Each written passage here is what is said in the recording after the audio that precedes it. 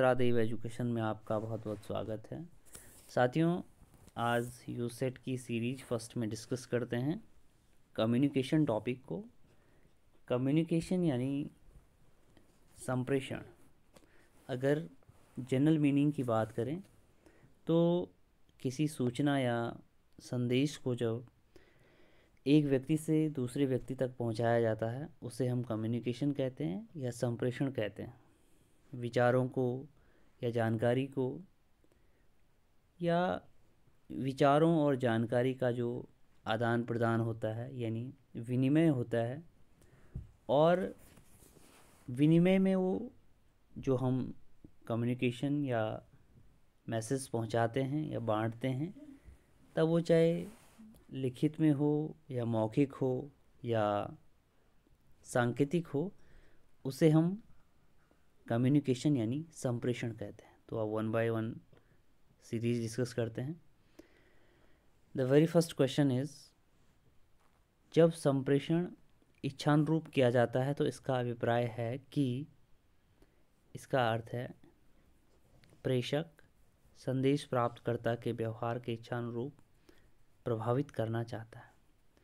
Question number 2 है, निम्नलिखित में से संप्रेषण किसके हस्तांतरण और समझने के संदर्भ में होता है? तो संप्रेषण जो हस्तांतरण और समझने के संदर्भ में होता है वो अर्थ के संदर्भ में होता है।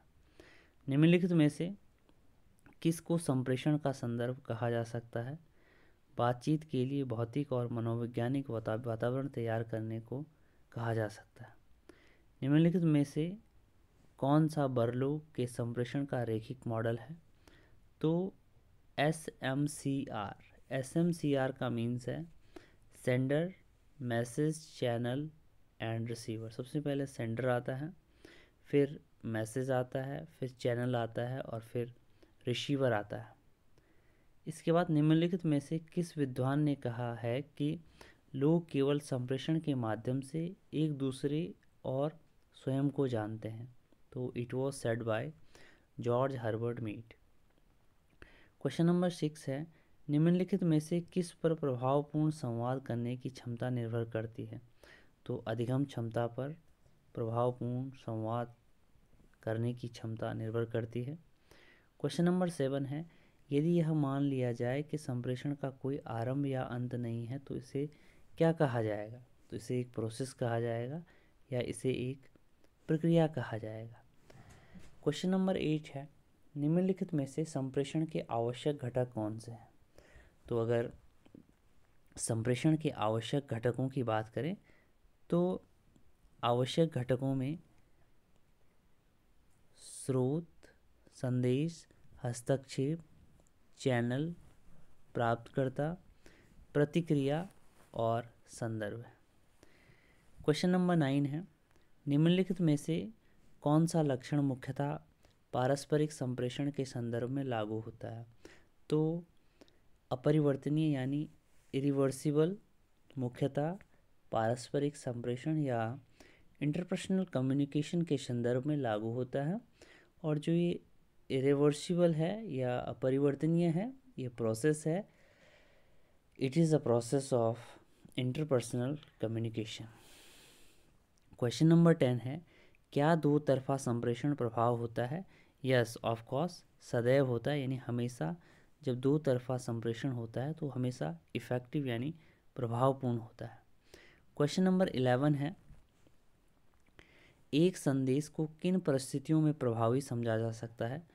एक संदेश को प्राप्तकर्ता द्वारा समझना और वांछित प्रतिक्रिया देना में प्रभावी समझा जा सकता है।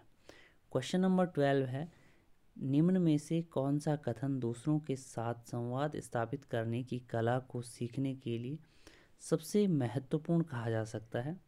तो जहाँ पर संबंधों को प्रतिफल देने वाला या लाभप्रद बनाया जा सके, वहाँ पर उसे संवाद स्थापित करने की कला को सीखने के लिए महत्वपूर्ण कहा जा सकता है। क्वेश्चन नंबर 13 है, निम्न में से किस शब्द का प्रयोग संप्रेषण प्रक्रिया के दौरान संदेश को प्रतीकात्मक यानी सिंबॉलिक रूप में परिवर्तित किए जाने के लिए किया जाना चाहिए? तो कूट लेखन में किया जाना चाहिए यानी इनकोडिंग में। एक व्यक्ति जब स्वयं को वर्णित करता है तो उसे कहा जाता है स्व अवधारणा यानी सेल्फ कॉन्सेप्ट। क्वेश्चन नंबर 15 है, निम्नलिखित में से कौन सा शब्द दो लोगों के बीच संदेश भेजने और प्राप्त करने के लिए प्रयुक्त होता है? तो दो लोगों के लिए बीच संदेश भेजने और प्राप्त करने के लिए प्रयुक्त होता है द्विव्यक्ति संवाद या डायरेक्टिक कम्युनिकेशन।